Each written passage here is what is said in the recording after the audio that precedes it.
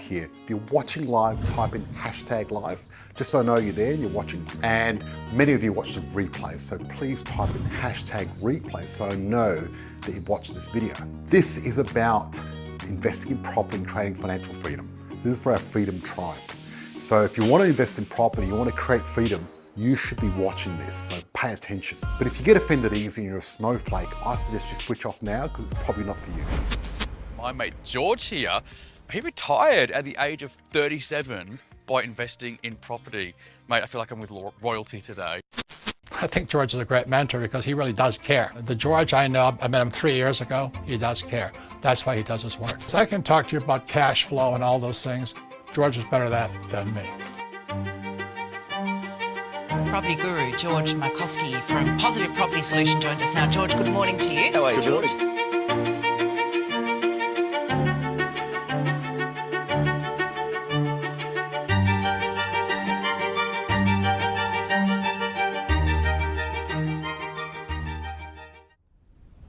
Okay guys, me and my team are about to go live, so make sure you grab your beverage of choice, sit down, and you're in for an amazing show.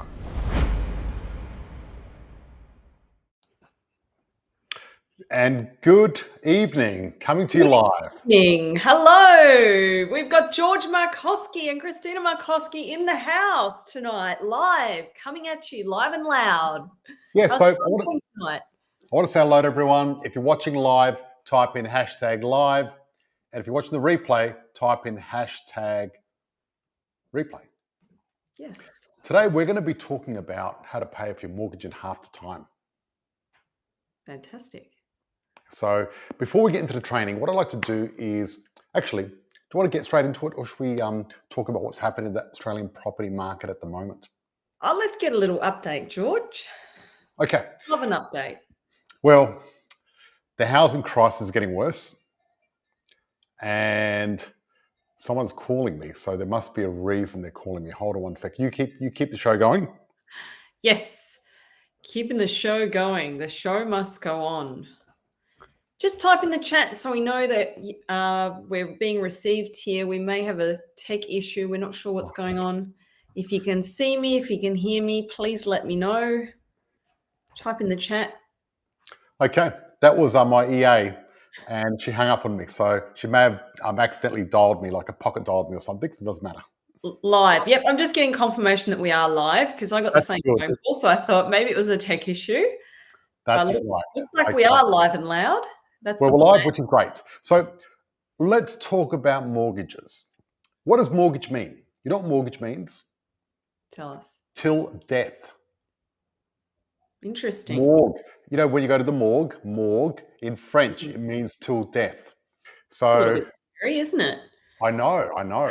And the thing is, you know, the banks have conditioned us. They keep conditioning of different things. That what they say to us is they say, you know, pay principal and interest, pay off your home loan, and everyone seems to be fixated with paying off their home loan and paying, and just keep paying. And what they do is they, my parents tried to do it. You know, they didn't go out for dinners on the weekends, and they'd save every cent and put it into the mortgage. And a lot of people do that. Who does that? Who puts all their money into the mortgage? Type in the chat. Yeah, a lot of people don't like having a mortgage. So I think a lot of people are very motivated by that perceived debt to pay it off as quickly as possible and work long hours and shovel extra money in there.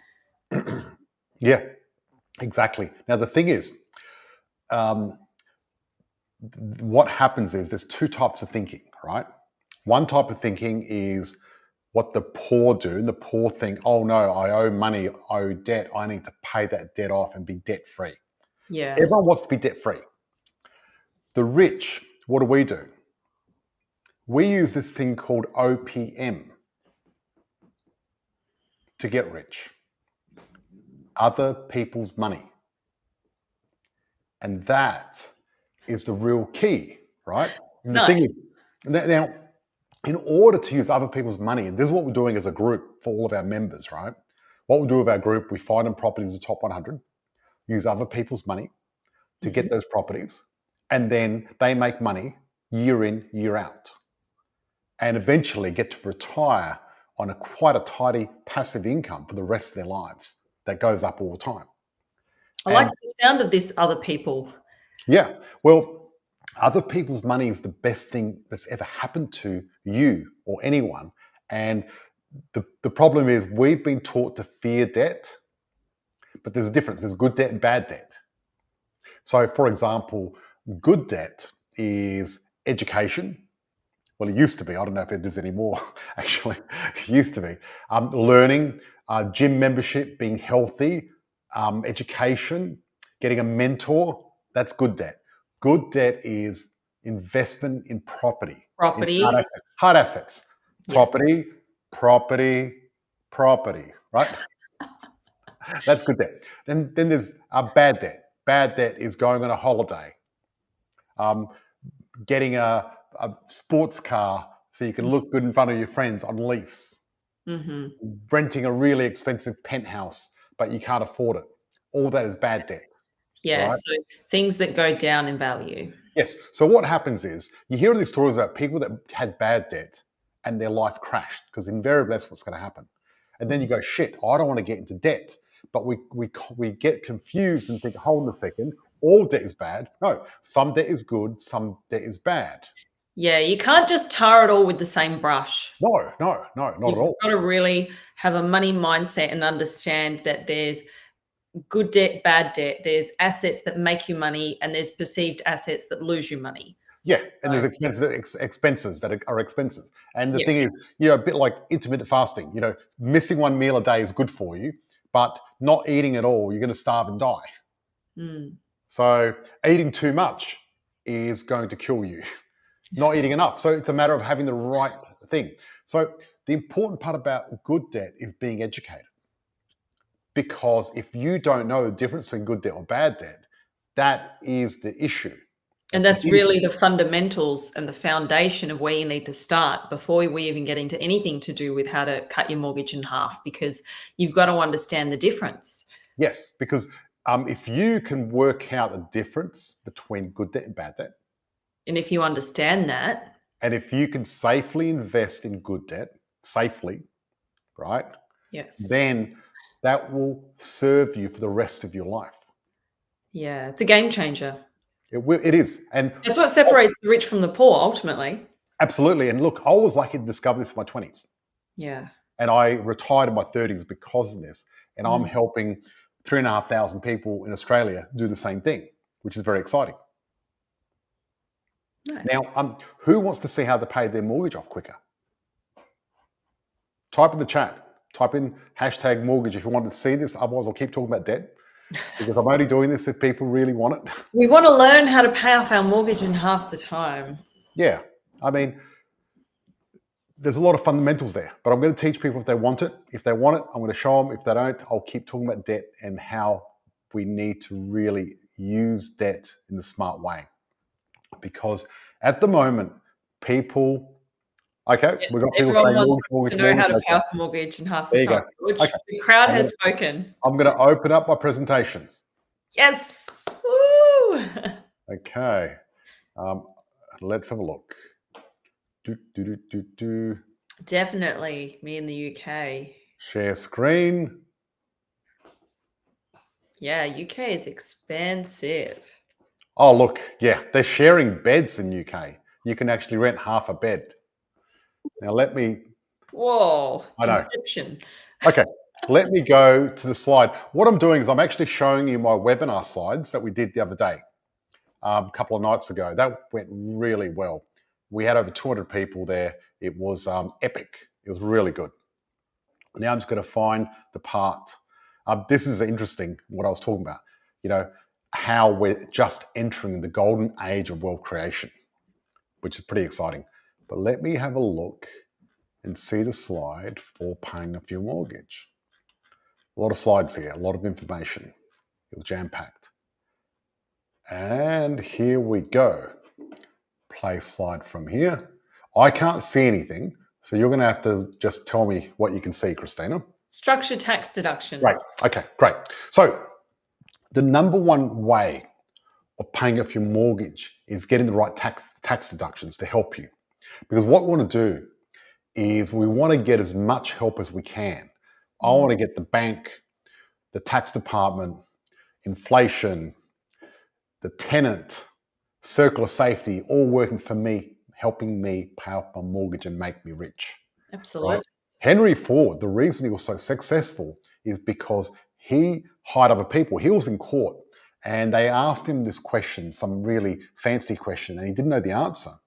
And they were trying to say, well, you're pretty dumb. And he said, don't worry, I don't have the answer, but I can hire someone that will give you the answer. And he goes, I'd rather have 1% of 100 people than 100% of my own effort. He was really good at doing that. So what you can do is, okay, one of the big mistakes that people make in life is paying full tax. And this is the one thing from the two certainties in life is tax and deaths and taxes. All right, that goes the joke. That's the joke they say. And the one biggest expense that you're going to have for the rest of your life, more than anything else, is actually your tax. So what we want to do is we want to learn how to get your tax and convert it into assets that make you money. If you can do that, wouldn't that be good? Because that will help you pay off your mortgage quicker. So this is what happens, right? See, the house you live in, the owner occupier, the Australian dream. You know, this is the way it works. What happens is you get your pay packet, they take out super, they take out the tax, then you've got your net wage left, what's little's left.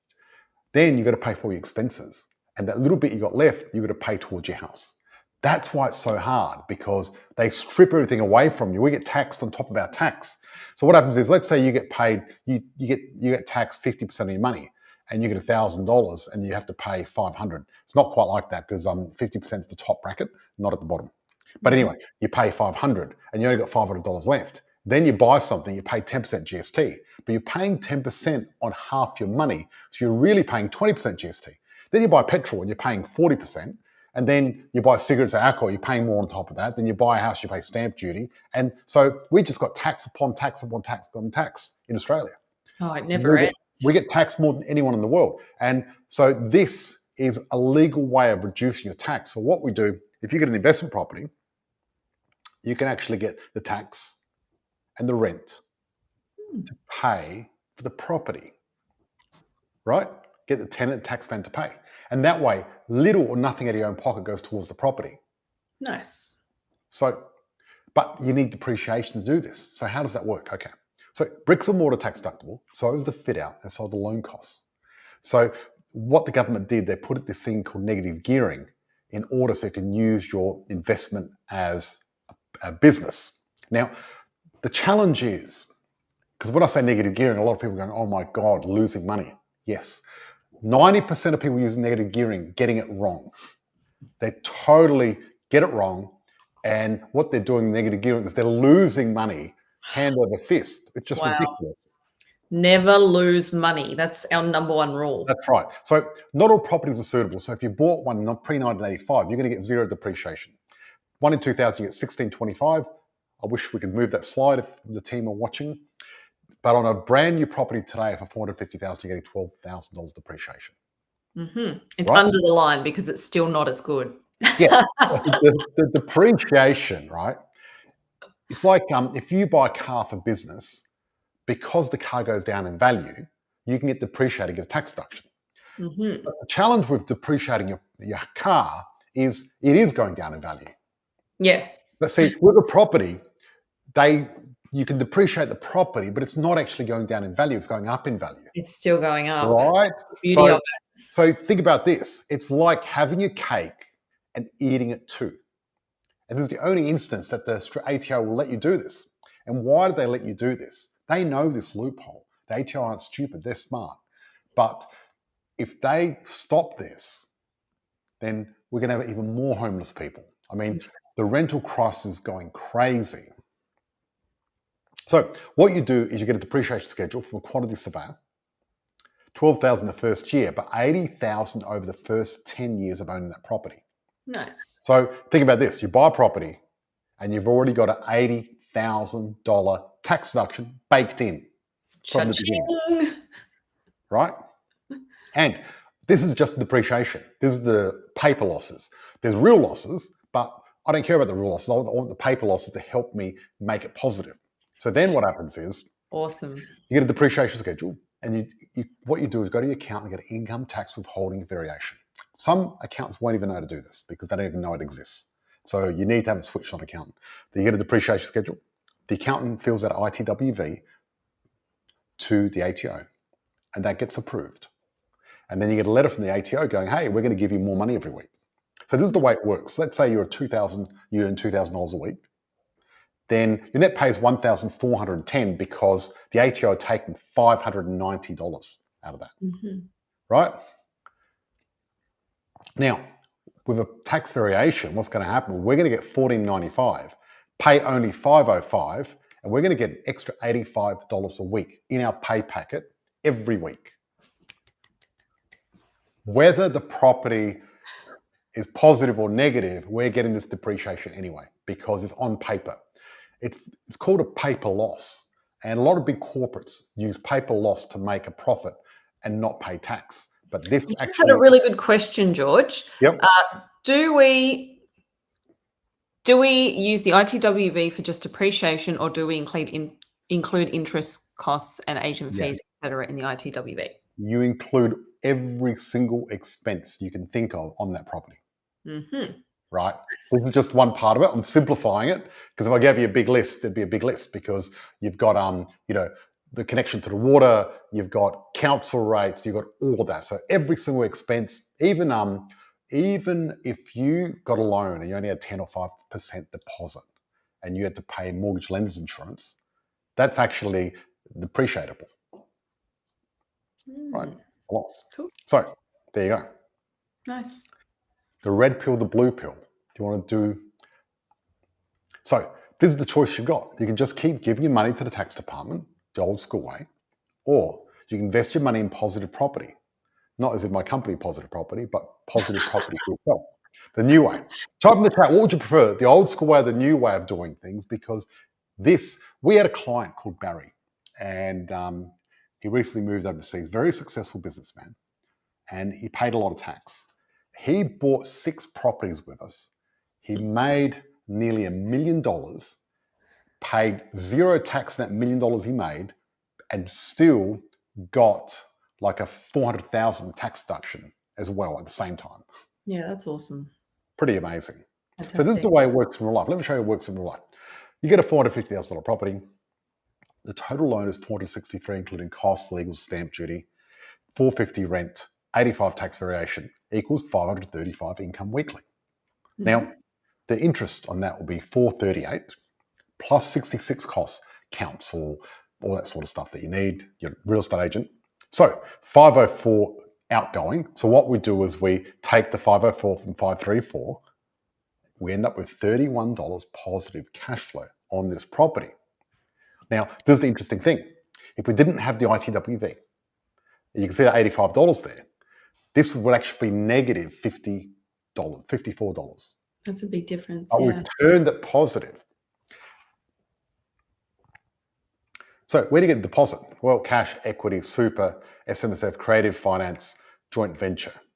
But if you use your home as equity, if you've got $550,000 sitting, value of $550 in your home, and you owe $300, then you've got $250,000 lazy equity sitting there. So there's literally a pile of money in your living room, and you can use it to create wealth today. So let's get to the mortgage now. Now, I wanted to explain this because this is one of the keys, getting that extra tax to help pay for your mortgage off. So the old school way of paying a mortgage is eating juju beans, not going out, saving, having less holidays, and putting all the extra cash and paying extra payments. I'll show you the new way of doing it. So let's say you got a property at $500,000. There's a $350,000 loan at 7%. The principal and interest is $990 per month. How much principal do you think you're paying the first 10 years of that 25, 30-year this is a 30-year mortgage here. Hardly anything at all. The banks, what they do, they calculate the interest. So you get 99% of the interest at the front end, and you pay your principal right at the end. And that's why I like principal and interest. And that $19.90 per month is going to stay the same until the end of the loan. But what we're going to do is we're going to do interest only. Then it's only going to be $490 a month. So suddenly we've released more cash flow. And we're not going to take this cash flow to the Crown Casino. We're going to put it in an offset account. We're going to get our wage, put that in an offset account. We're going to get our ITWV, put that in an offset account, credit card, we're going to get a 30 to 55-day interest-free credit card. Pay our groceries, petrol, restaurants, bills, living expenses on the credit card. We're going to pay that in full every month. And we're also going to get frequent flyers, so we get free business class flights all around the world. And then just this alone, without lifting a finger, same income, but we've redirected it through the offset account. Your home loan's paid off in 11 years, saving you 19. Woo! Now, this graph, the red one, is the payments you would have paid, and the blue one is the payments you're paying now. You can see the little bumps in the blue. That's each time the credit card goes up and down because of the way it works. Dips in, dips out. That's right. Bills. On this car loan, this house loan, you're saving Not a car, it's a house. on this house loan, you're saving $254,000. That's massive. And that's over the 11 years? No, you save it off the end, those 19 years. So if you kept it for another 19 years, you would have paid $254,000 during those 19 years. Oh, yeah, that makes sense, spaced out. Yeah. That's why you're saving it. So you're still paying it for the 11 years, but you're not paying it afterwards. So wow. you want to know how to reduce it even lower. Well, what you do is you get the equity out, the lazy equity, you get invested property, and then that rent goes into there as well. Then you get another property and you keep going. And this is how we reduce it. And this is how we've had clients pay off their mortgages in 3 years, 4 years, 5 years, 10 years. I've paid off one mortgage in 2 years just by my investment properties doing it for me. My tenants doing it for me, right? So that, I'm going to stop sharing now. That, my friends, is That's how right. to cut your mortgage in half. Amazing. Someone just said, just letting you know, those who are getting Centrelink can't claim negative gearing. True. Is every loan running off the one offset account, would it be attached to our current principal place of residence loan? It will be attached to your principal place of residence loan. So what we want to do is, there's good debt and bad debt. Your principal place of residence, bad debt. Your investment property is good debt. So what we want to do is keep the big expense on the investment property, but lower the expense on the other property. Absolutely. And George, we have run out of time on our Facebook Live tonight. We're going to have to wrap this up and head on over to our private inner circle group so we can go through this more in depth and teach others. Yeah, we're going to go through this in depth, but also I'm going to explain with graphs in our members only thing exactly why prices are too cheap at the moment. I've just cracked the code. There's going to be, would this strategy work for a young, early 20s investor? Yes, it would. Absolutely. Property investing works better the younger you are, as long as you're legal. You know, the more time you've got. The longer you have, the better it works. Time is on your side, my friend. Thank you, everyone. I really appreciate you all the people watching our podcast, the people on our YouTube channel, and the people in the Facebook group. Yes, thank you so much for joining us. Lots of love. Have an amazing night. We're going.